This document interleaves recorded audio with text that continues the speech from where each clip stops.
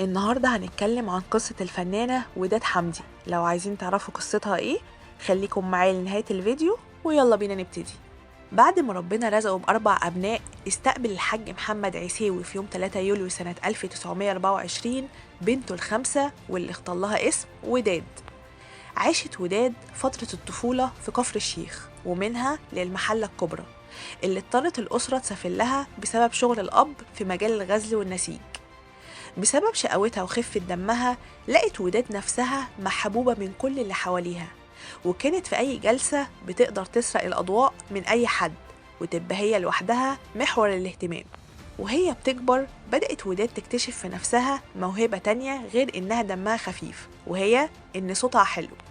هي أقنعت نفسها بكده واللي حواليها زودوا القناعة دي، خصوصا صحباتها اللي كانوا في أي لقاء بيطلبوا منها إنها تقلد لهم المطربين وهم بيغنوا، وكانت بتعمل كده بكل براعة. وده خلاهم يوشوشوا في ودانها بإنها لازم تحترف الغنى وإنها لازم تنزل مصر عشان تحقق حلمها. في الفترة دي وداد كانت حاسة بمشاعر متضاربة ومش عارفة تعمل إيه، لحد ما القدر كتب لها إنها تنزل القاهرة وتعيش مع عمها في السيدة زينب. وهنا بدأت وداد تتعلق بالفرق اللي بتيجي من فترة للتانية واللي كانت بتعمل سراديق وتقدم خلالها غنى وتواشيح ومشاهد تمثيل وخلافه. في الفترة دي بدأ قلبها يتعلق بالغنى والتمثيل، وقررت إنها تخوض التجربة لسببين: الأول إنها تشبع الهواية اللي نشأت في قلبها بدون إحم ولا دستور، وثانياً توفر لنفسها مصدر دخل تقدر من خلاله تحقق كل اللي نفسها فيه.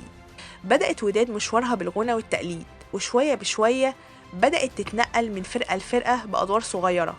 طبعا احنا شفناها في أغلب أدوارها خدامة، لكن وداد في البدايات كانت بتعمل أدوار البنت الجميلة المطلوبة المرغوبة من كل اللي حواليها.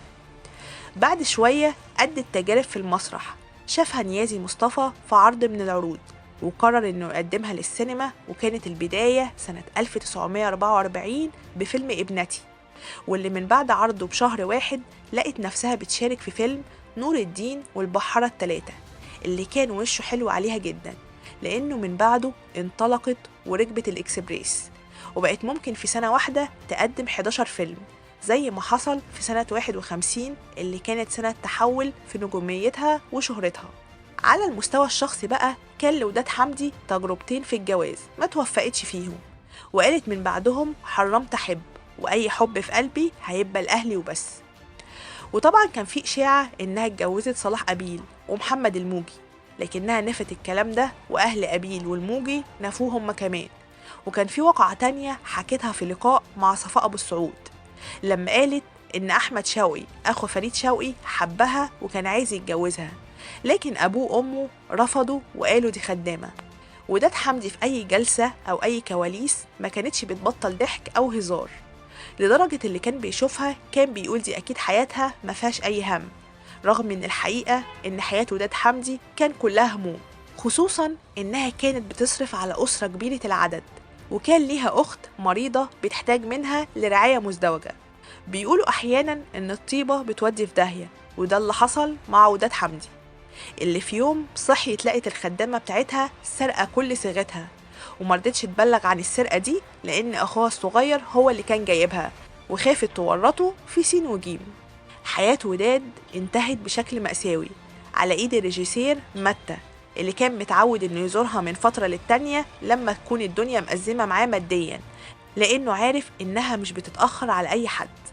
في يوم الواقعة 26 مارس سنة 1994 متى كان مزنوق وقرر إنه يتخلص من يسرى ويسرقها، لكن ما قدرش إنه يطلع لها لما البواب منعه، وسهير رمزي قالت إنه كان هيتخلص منها هي كمان بس لقاها مش موجودة، فنزل راح لوداد حمدي عشان يسرقها وتخلص منها ب35 طعنة، وفي النهاية ملقاش في بيتها غير 250 جنيه.